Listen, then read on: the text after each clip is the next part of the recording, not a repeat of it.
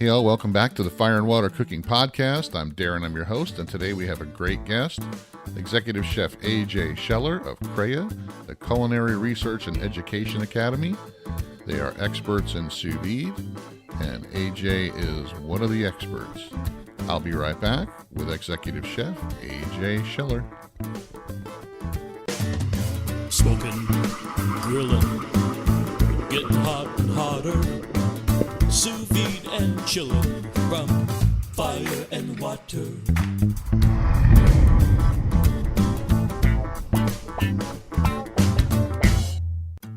Hey all, before we get on to the show, I want to talk to you for a second about Instacart. Instacart's a great service that allows you to do all your grocery shopping online, and they can get you your groceries in as fast as 1 hour. They connect you with personal shoppers in your area that know your markets, and they can get them from your favorite stores. They find all the great buys and smart suggestions for you online to save you money. They pick the freshest produce, and they check your eggs and make sure they're not cracked. Check them out, guys. Instacart is offering free delivery on your first order of over $35 in the link below. Check them out, and now on to the show.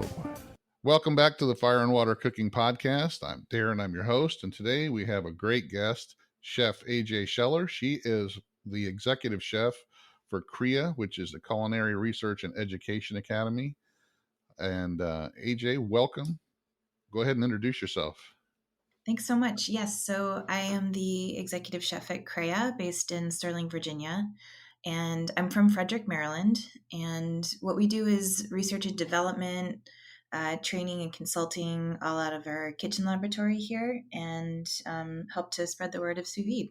I've cruised the website, and you do a lot of training and teaching and all kinds of stuff with sous vide, and you're probably one of the leading sources of sous vide information out there, especially since you have Dr. Bruno as one of the lead teachers there. So, but let's talk about your culinary education and career before we get into CREA and Cuisine Solutions. So, how did you start your career in culinary?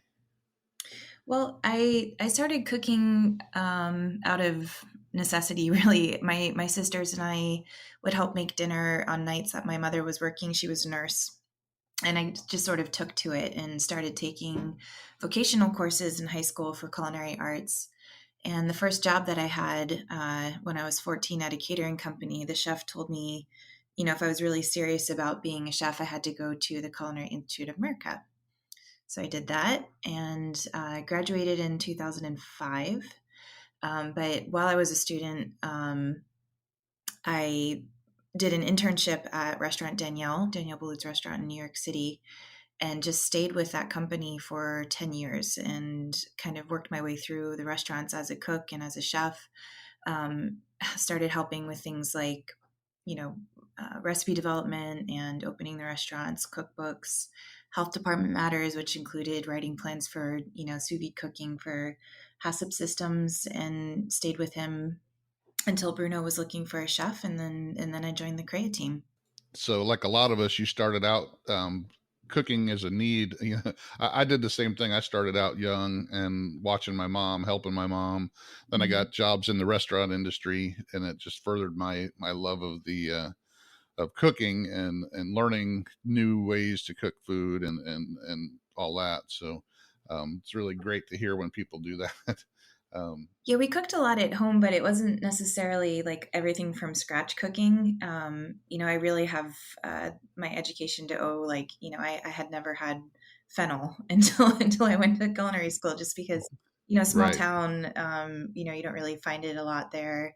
But certainly love, the local cuisine that we have in Southern food and all of that stuff. But my training is mostly French food. So I'd like to, cook in sort of a combination of the two.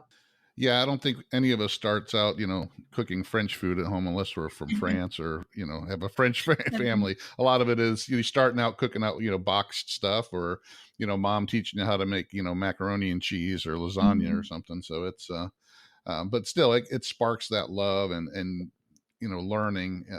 The love of learning is what I, always had. Is when I started cooking, I always loved to learn how to do different things. So it wasn't just teach me how to make a hamburger and that's it. Mhm. It was, well, what else can I do from here? What other styles, what other methods? Oh, yeah. So, um, I think that's what drives, I'd never have been to culinary school, but I'd love to do that. Probably, when I start my retirement, it'll be something to do just so I can have that education as well. Yeah. So what led you into where you're at now with CREA? Well, Darren, it's funny. It's something that I hadn't realized could be like a niche sort of career. I worked in restaurants, like I mentioned, in New York City. Danielle, working with him was just amazing. He was an amazing mentor. But Danielle is also the person that introduced me to Bruno Gousseau. So, in the like early 2000s, sous vide really was very popular in top fine dining restaurants. And, Bruno having trained, over 80% of the Michelin starred chefs in the world, I was lucky enough to attend one of his trainings through Danielle. And around that same time, also, the city health department started enforcing, having HACCP plans for sous vide. So, in addition to taking a training with him, I knew him and worked with him quite closely with our food safety systems with the technique. So, we had kept in touch. So, I met him in 2009. I did another training with Bruno in 2013. But he's really just a resource for like all the top chefs in the world. Really, he's on their speed dial if they have any questions about sous vide cooking and things of that nature. And so, it was kind of perfect the way that it worked out with, having had already known Bruno before joining the CREA team. And that's kind of how it happened. Yeah, I was reading up on that about what happened in New York City. I guess it was back in, was it 2006 and 7, Mhm. when the health department came in and really cracked down on sous vide cooking, and they kind of almost pretty much put a ban to it, Yeah. didn't they? Yeah, I could tell you all kinds of horror stories. And you know what it is that chefs, especially like European chefs, don't realize that they were supposed to have had a submitted plan and things of that nature. Usually the regulations were more intended for federally, regulated, manufacturing plants and things like that. So to assume that a chef is going to follow a HACCP system for this, fine dining cooking technique was a bit of a shock to everybody when they started enforcing it. And everybody turned to Bruno to like help them out because they were starting to mandate the same type of regulations that they would in federal facilities and small restaurants where it's not the easiest thing to enforce and follow and understand. So Bruno really saved the day with that and worked directly with some of the directors of the department in New York City. So New York City really cracked down about 10 years ago, and now we're finding that other cities across the United States are starting to catch on, city by city. And when they do that, CREA is there to help. We do a lot of consulting with HACCP plans with different locations, and it's easy to find the regulations, but also like have as being a team of chefs and scientists and engineers at CREA, we understand that small businesses, there's sort of like the operational viability that you have to consider as well. So what we like to do is kind of like go in from the start, work directly with the regulators, train them because a lot of them don't even know what sous vide is, help them understand what the process is and how the way that we prepare it is perfectly safe, and make sure that the chefs are compliant without putting too much stress on them as well. Yeah, I run in that. You still run into that where I run a couple big Facebook groups on sous vide and stuff, and there's still people out there that are locked into the government's, safe zones, Mhm. and they don't understand how the pasteurization works. You can show them the Baldwin charts all day long, and they don't really still get it. They think everything's got to be cooked, to 145 or above, or chicken's got to be. So I can understand how some people, even in the health departments of the local municipalities, are still that Oh way. yeah, yeah. They just, and they don't really understand, and then until the government says something about it. Yeah, and that's where we can help out and help them to understand, what people would like to do with the pasteurization techniques, as advised by Baldwin are definitely, perfectly safe. But a lot of the times the people that are regulating, don't have the experience in or need to learn about actual pasteurization temps. So that's sort of the approach that we have.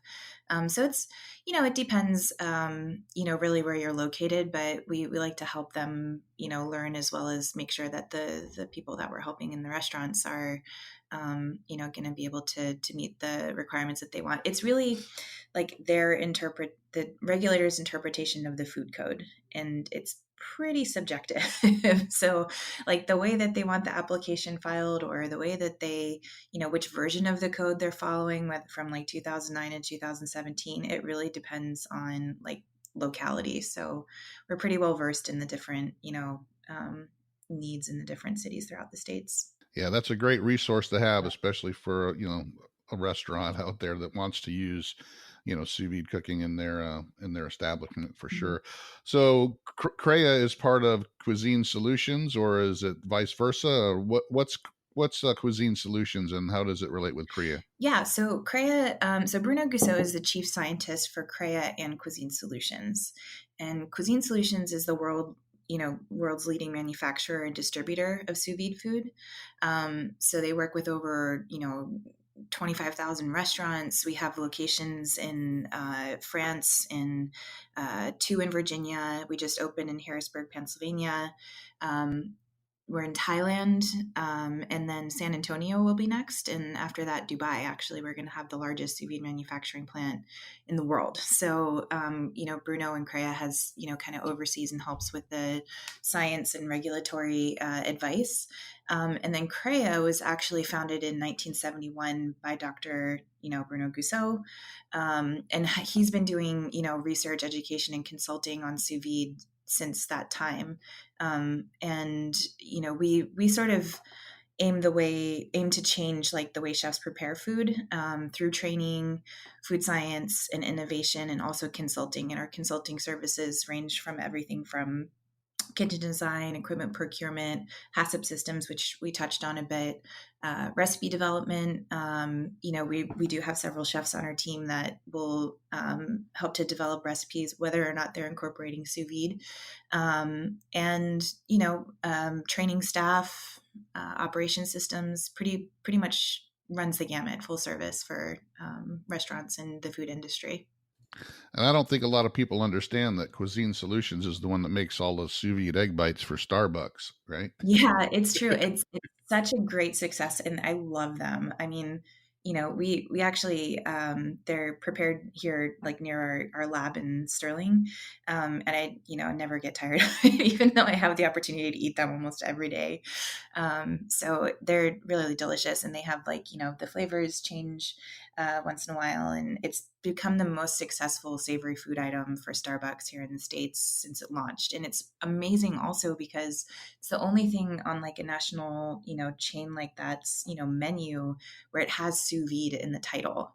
So that's really a great development, and we're very proud of that.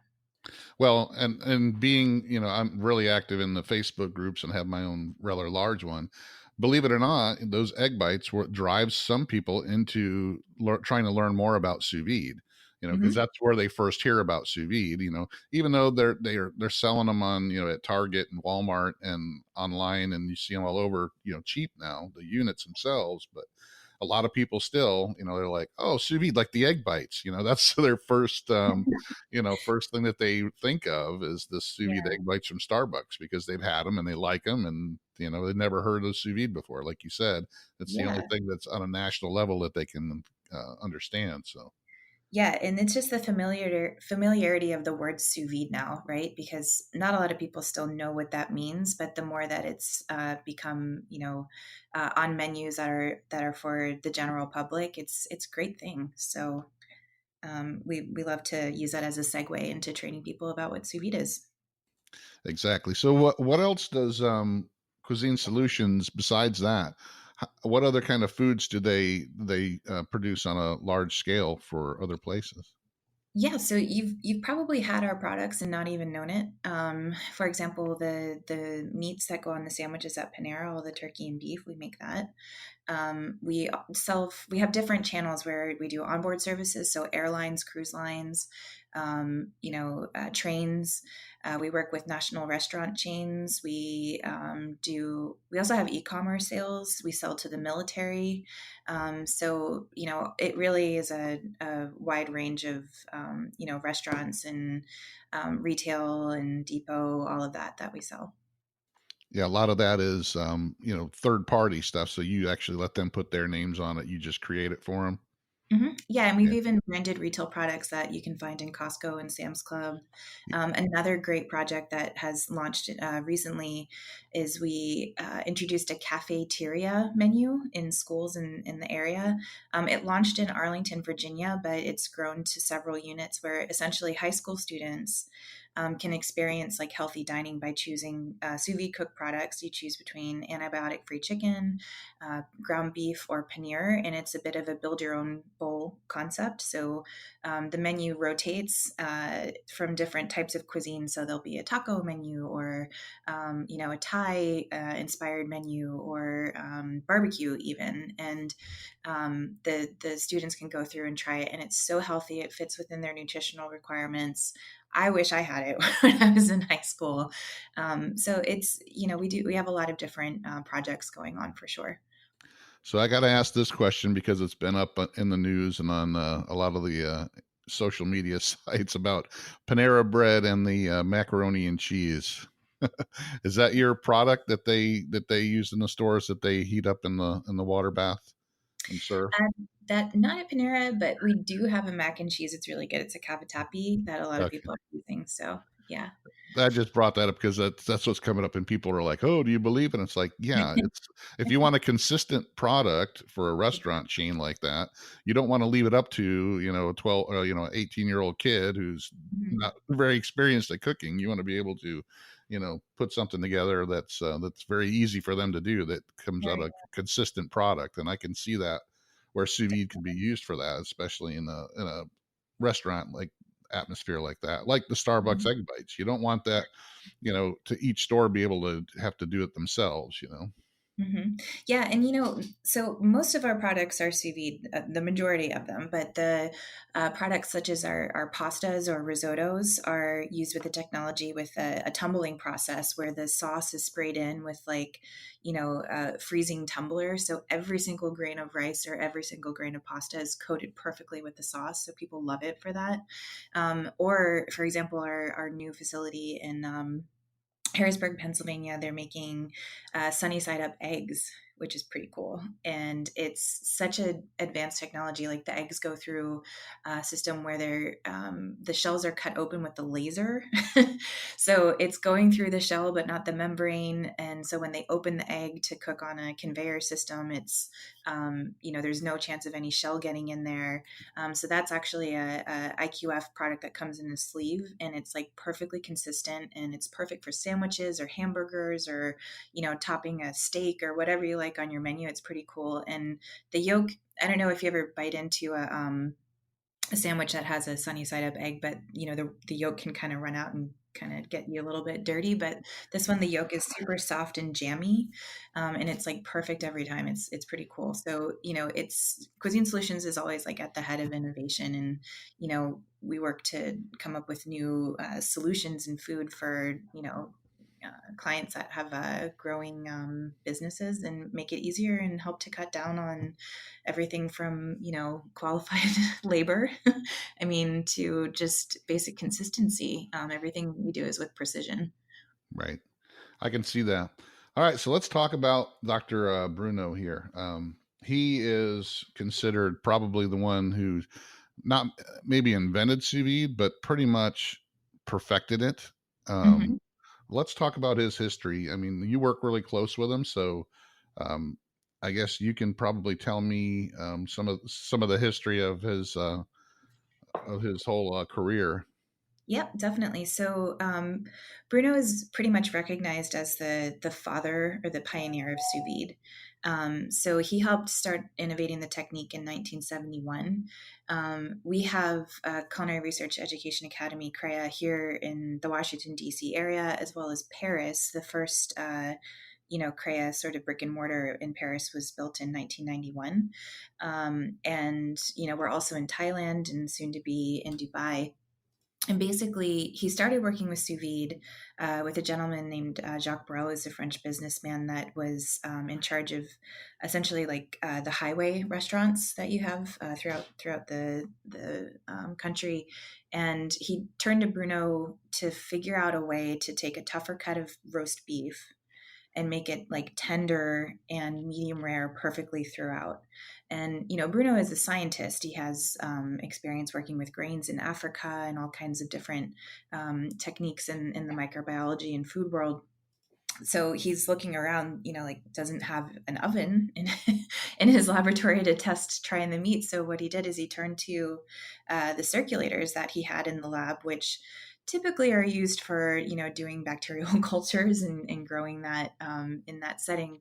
Turned up the heat a bit, and then just took the meat and wrapped it in plastic and cooked it that way, and discovered that with the lower temperatures at long time, you can have a very tender cut because you're allowing time to have like the connective tissue and collagen to dissolve into gelatin, become very tender, but retain the moisture because we're using the low temp for a longer time. So that was really the beginning of it. And then he did a preservation study in Strasbourg in 1974. Started working together with chef George Parlis in sous vide cooking in the 1974 and 75. And then in 83 he started working with Joël Robuchon, who is of course a very well recognized French chef. Is just the top of the top. He really was a great partnership with Bruno and Joël, because they were creating a sous vide menu for a French train actually. And that was in 1983. And that was the beginning of like a wonderful relationship between the two. Joël he did partner with Bruno and CREA throughout the years. And then he, in 91 opened the first CREA in France, and, was recognized by Cuisine Solutions for being a leader in the subject. So he came to join Cuisine Solutions as well as the chief scientist. Yeah, I've read his history, and it's amazing to me that he is a food scientist. So, a lot of people that are starting new and trying to learn about sous vide, they get kind of, because of the low cooking temperatures, they always get the, heebie-jeebies or whatever because of the, guidelines that the government puts out there. But they don't understand that the guy who invented it is an actual food scientist. So if anybody's going to know the safety of food and the plastics, cooking in the plastics, it's going to be a guy who's an actual scientist that studies it. It's not somebody that just decided to start cooking in a water bath and see what happened. He actually is, so I mean, that's the first thing when people start asking me. It's like, the guy who started doing this on a regular basis is an actual scientist. So Yes, that's right. Yeah, and he's helped train regulators, like similar to what we continue to do. And there's nobody in the world that knows more about sous vide than Bruno Gousseau. So if you ever need a reference or a resource, he's the one to turn to. I mean, he pretty much wrote the book on the subject and is a reference for top chefs all the time still. So, Cuisine Solutions and CREA, like we partner with top chefs, and the company is really led by chefs. So it's a sort of the beautiful relationship between the science and the chefs that make us who we are. yeah, that's amazing. Like I said, I just over the history of his life and all he's accomplished, it's just amazing to me that people still question, the method. I mean, it's been out there for a long time, and he's done a lot of work and study. And people will still go, "Oh, you're cooking in plastic, you're going to get cancer." And it's like, please, it's Yeah. not that simple anymore, guys. There's a lot of research that's been done on the subjects, or Hmm. cooking at the lower temperatures. Oh, you're going to get sick. And it's like, okay, something like this is not going to grow, if people are getting sick and dying, so Right. Yeah. And that's why it's important to understand the proper fundamentals. I mean, you, for sure, there's a lot of misinformation out there. If you're looking on a website, perhaps, or a source that's maybe just, not hasn't had the training in sous vide and is kind of experimenting and perhaps getting into some dangerous territory, like you kind of have to be careful of your sources. Even some of the equipment that you can buy now, they'll do things where they have crowdsourced recipes. So it's always better to make sure that you're getting your recipes or your sources from a reliable you know resource or chef or somebody that has had the training. And even for myself, I when I met Bruno in the beginning and I took the training with him, working in a restaurant, we were doing sous vide all the time. And we would just get handed a recipe from our chef and be like, this is the time and temperature that I want you to cook this product. And that's it. No questions. Like, that's how you learn sous vide. And then I took the class, which is a 3-day, like intense, hands-on fundamental course. And you eat everything that you cook. But the more important thing is you have scientific lecture every day. And it makes you really understand why you're doing the things the way you're doing them. What happens from even just seasoning, like the difference in seasoning when you cook sous vide, to packing, what happens with the atmospheric pressure, what happens at different temperatures and times with different products, and even the preservation, like all of that stuff. I walked out of the class thinking to myself, like, wow, I had no idea what I was doing before, even though I had been cooking sous vide for quite a while. So, we like to kind of train in the fundamentals to make sure that people are doing things to achieve the best quality, but also it's a safe product. Yeah, and when you start delving into why things are the way they are, why it works the way it does, that's what I love to do. I mean, it's not just all right, I'm just going to do it, and not know why. I like to know why. So that's Yeah. why a lot of people get caught up in traditions, or this is the way I've always done it, or this is I've always heard about you have to put mustard on your pork butt, as a Mhm. binder, things like that. And they don't really understand why. They just do it because they saw somebody else do it, or they were told that's how they got to do it. But Mhm. I'm the one that always I has to go. You got to tell me why. So when I started doing sous vide, that's what really got me intrigued. It wasn't just I could cook a steak perfectly. It wasn't Mhm. just because I could cook, a chicken breast. It was because of all the other things that sous vide can do. So, and we're going to Definitely. talk about that after we take a little break here for an ad. So, we're going to be right back with Chef AJ Schaller from CREA. Hey, y'all, it's Darren, and today I want to talk about the Inkbird Wi Fi Rainproof 4 Pro barbecue thermometer that's brand new. The IBB-Q4T has a rechargeable battery that can last up to 26 hours once it's fully charged, and you can monitor from pretty much anywhere with the 2.4 gigahertz Wi-Fi that it uses. It comes with the brand new Inkbird Pro app that you can monitor your meat and the temperature of the grill from pretty much anywhere, from your house, anywhere in the house, from your office, from the store, driving down the street. Inkbird makes some really awesome barbecue products, and this one is no exception. Check it out below with the link to Amazon. You can use the code that's listed for $30 off, making it only $70. Check out Inkbird and all their products. Now back to the Fire and Water Cooking Podcast. All right, we're back with Chef AJ. So let's talk about that now. The many different uses of sous vide, not just for the restaurants and what Cuisine Solutions does, but for what I deal with mostly is home cooks and the home chef. So Mhm. one of the things I really love to tell people is it's not just for cooking a steak. It's not just for one or two different things. It can do so much more. It's not like an Instapot or a George Foreman grill. Right. It's a complete method. It's not just a device that sits on, in a drawer and you take out once in a while. Yeah, absolutely. You know, the benefits of sous vide are amazing. You have ideal flavors and textures. So a lot of people like to start with the medium rare steak because that's a great use of the technology itself because you're sure that it's not overcooked. You have like regular reproducible colors, but the ideal combination is like the tenderness and the succulence, things that you would traditionally do braised, for example. It might take a bit longer because when you cook at a lower temperature, you're increasing the amount of time that you'd like to have the food, to get tender. But the benefit of that is you're cooking below a temperature where you lose the juiciness of the food.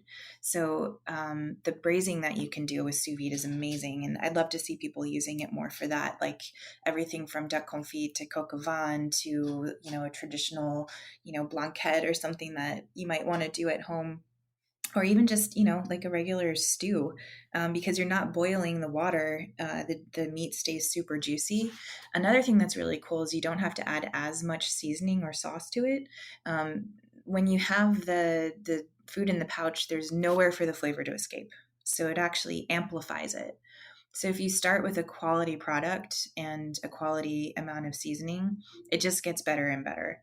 And you have the ability to use less seasoning, because it's not like when you have uh, something where you are braising in a pot and your house smells amazing, but that's because all the volatile aromas and like a lot of the vapor is coming off. It stays in the pouch, which is very cool. So I think that braising is really something that I'd love to see people playing with at home with sous vide. Another thing that we've been playing with recently is, infusions. So we like to do cocktails with sous vide. It's pretty cool. You can do something like a limoncello, which would normally take, a couple of months out on your counter in a bottle, just a couple hours of sous vide, and it tastes amazing and just the same.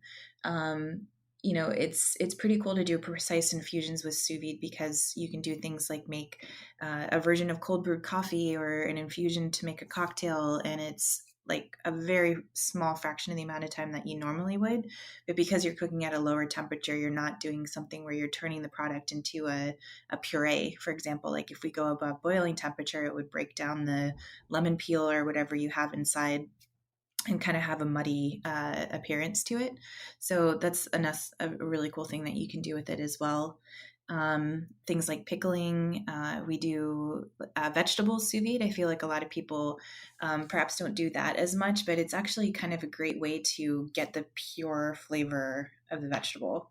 And again, you don't have to add as much seasoning to it, but a vegetable cooked sous vide versus one that's been boiled or steamed, it's just like completely night and day. It Yeah, might take 10 times longer to cook it at the lower temperature, but it's worth it. It's totally worth it. It's just incomparable. I totally agree on that. I made some new potatoes last night with butter, garlic, salt, and pepper in the Mhm. bag, and you can definitely, since you're not boiling away most of the flavor, you can Mhm. definitely taste it. Tastes a lot better and it's crisper. Even though I cooked it 185 degrees for an hour and they came out perfect and the flavor was just amazing. Yeah. You can just cooking to that precise temperature is the big benefit.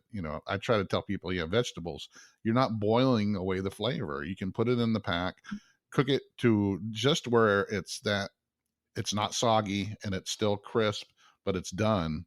You can make it to where it's exactly where you want it to be on your palate, Mhm. and you're not Absolutely. boiling away the flavor. So, I mean, there's so much more that they can do. And I get really frustrated when people go, oh, yeah, sous vide, that's great for steak, because they don't understand what else it can do, uh, Yeah.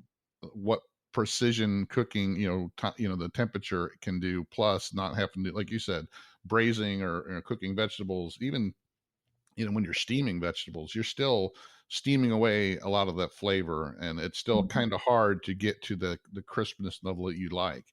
Just if you wait another minute, of time, if you're steaming something, it goes from being crisp to soggy. You got to hit it Yeah. perfectly. With sous vide, you can just sit right there and do it.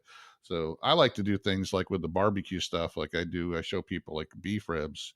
Usually if you're barbecuing beef ribs, they have to be well done because they have to be over 200 degrees for them to break down and be tender. So it's always a Mhm. well done piece of meat. But cooking it sous vide, you just add time and you cook it at that lower, 134, 135, Mhm. and comes out medium rare, which you can't do, on a barbecue grill. So Yeah. that's what I like to do. I like to experiment with things like that. And I tell people it doesn't replace a different cooking method. It's just another cooking method that you can make something totally different with. So Yeah, I love doing barbecue recipes sous vide. One of the things that's cool too is like I was mentioning before, you don't have to add as much seasoning. So I'd usually, if I put a rub on something I'd normally throw on the grill to barbecue, I'd put maybe a tenth of it. You don't need that much because it really like, as the meat cooks and it starts to kind of relax and the muscles start to relax, it's releasing all of the juices, but it's also getting absorbed back in at the same time because it doesn't have anywhere to go. So any of that seasoning that you have on the outside of the piece of meat is also going back in and being absorbed into the core. So it's a beautiful way to do it. And you can't really smoke sous vide. So the ways to kind of incorporate that flavor that you would associate with barbecue is you can include like a smoke salt in your seasoning. Using liquid smoke is okay as long as it's like a super high quality product. But another option is you can cold smoke the food before you put it in the pouch and cook it sous vide as well, as long as you're not doing it for too long of a time to sort of like get the flavor started in the pellicle forming, and then cook it in the sous vide bath. So just a few ways to approximate barbecue, but barbecue with sous vide is so great because you're not going to overcook it. It's just a completely different, way of looking at it because most barbecues done at much higher temperatures. But here you've got like you're respecting the texture, but it's still tender. It's really nice. Well, one of the things that I've discovered, and this is what I mostly do now when I do barbecue, is I will take it out of the sous vide and then ice bath it and get that internal temperature down and then throw it on the smoker. So you can actually I do brisket this way, I do pork butt this way, chicken. Hmm. You cool down the internal temperature and then put it on the smoker until it reaches the internal temperature that it was that you sous vide to. And it gives you that time. It gives you 2 hours or so to get that smoke and build up that bark that you Hmm. would get normally smoking it. So you don't really need to use liquid smoke or smoked salt. You can actually put it on the smoker if you chill the meat down and then put it on the smoker, to Oh, be able to totally. do that. Yeah. So, I actually worked on a project not too long ago where we were doing that to make a pastrami, in fact. So we had a fully cooked sous vide cooked corned beef. Actually, it's one of the products that we were making, or we still make at Cuisine Solutions. It's a Wagyu corned beef, and then had a special spice blend that we would rub on the meat, and then put it into smoke. We had a combination oven, but just enough time to infuse the flavor, not really to like cook it again, or go over the temperature that we cooked it to originally, but just a short amount of time just to get that flavor set and then chill it down properly and slice it. And you couldn't tell the difference between regular pastrami that was cooked all the way while smoking versus the one that was done after cooking sous vide. It was delicious. It was really, really good. yeah, that's the kind of stuff I like to play around with and show people. And I tell them, hey, it's not going to replace traditional barbecue, so there's no threat to that. It's just a different method that you can incorporate to get a different result. So. Hmm. Hmm. So how Definitely. has since you've been with CREA now for how long, or CREA for how long now? I've been 4 years with CREA, but I've been working with CREA for 10 years in my previous job. So, So over that period of time, how have you seen both the sous vide itself and what CREA does with it change? yeah, so, my introduction to sous vide was through Restaurant Danielle. And it was I started there in 2004. So it was during a time that it was like super, super popular in restaurants. We would cryovac literally everything, just sometimes for the sake of cryovacking it, which later I learned maybe wasn't like the best practice, but we recommend to just seal something and cook it right away rather than just using it to prevent oxidation or storage or something like that. Um, but I was introduced to it when it was like super popular in the restaurant scene, and that's when I met Bruno. And then over the past 5-6 years, it's become very popular at home. It was only a matter of time for sous vide to become popular at home. It's almost like everything else that's gone from manufacturing and then to restaurants and then to home. Things like large scale equipment, like, precise blenders or pasta machines or combination steam ovens, like they're all finding their way to homes. So it was just a matter of time for sous vide. But it's definitely changed in the sense that it's become more recognized. It's become very popular at home, with a lot of different products available to cook sous vide at home as well. And there's a bunch of cookbooks about sous vide. When I started out, it was really just Thomas Keller's cookbook that was available, Under Pressure, which actually Bruno Gusseau wrote the foreword for and trained his team as well. We still work with them on a regular basis, but now everybody is learning about sous vide and publishing and coming up with equipment. I would say that at home, there's been a lot of technological advances, which is super cool. Some of the apps that you can find, or recipe databases, or Wi-Fi enabled or Bluetooth enabled equipment is nice, but you just kind of have to make sure that it's not using shortcuts that make the fundamentals of sous vide so delicious and safe. For example, the type of equipment that doesn't have circulation.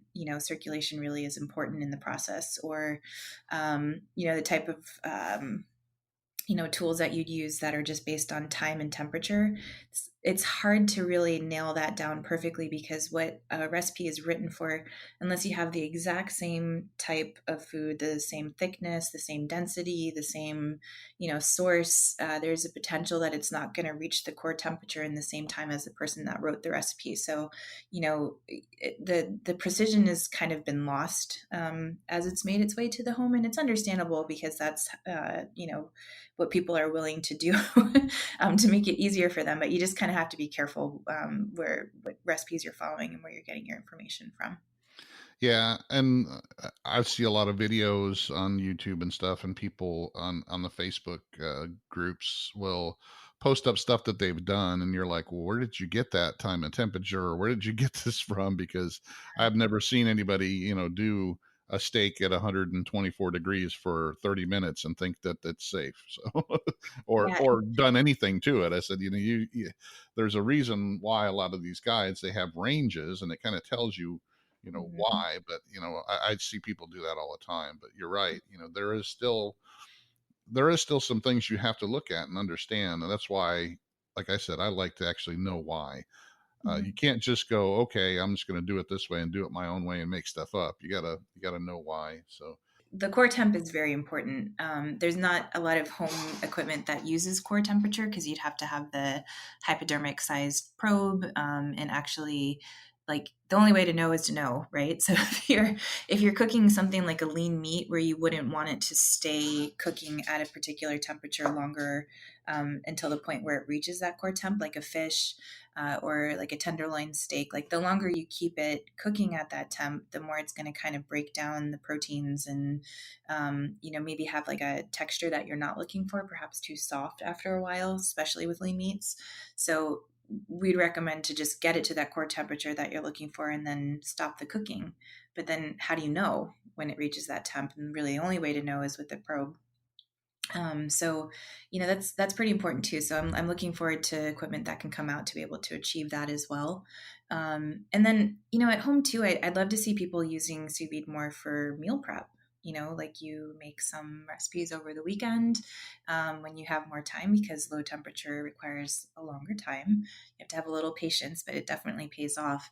But because it's still in the pouch, it's perfectly pasteurized and safe if you chill it correctly. So yeah, I'd like to see that a lot more too, like people doing batch cooking, because actually the chilling process is also helping to fix the flavor of the food. It's like if you've ever had, oh, you make a casserole, or even like a meatloaf or a terrine, where it cools down and then it sits overnight. It's still absorbing the flavor, right? So that slow cooling and then fast cooling helps to fix the flavor in the food. So I think that people would fall even more in love with it if they used it for their meal prep.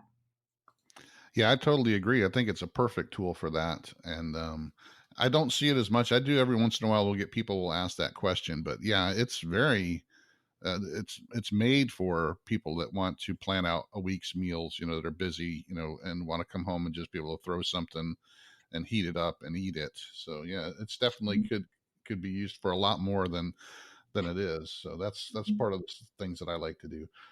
So as far as the equipment itself is starting to get cheaper, you see a lot of these, cheap circulators now on Amazon and eBay, but I have found that a lot of the cheaper ones, the temperatures aren't right. They're like 2 degrees, 3 degrees off, and I don't think people understand that having that exact temperature is really important. Now it can be a half a degree off, but when you start to get 2 or 3 degrees off, and you're trying to cook something sous vide, and you're trying to get these exact temperatures, I think there's a issue with that, and you know I think it's helped grow the people using sous vide, but I think it's also hurting it because they're using equipment that's not really um, great at all for it. Couldn't agree with you more. And we recommend certain brands. We actually have an online store at lacrea.com, and if you want to check out what we'd recommend, you can see that there.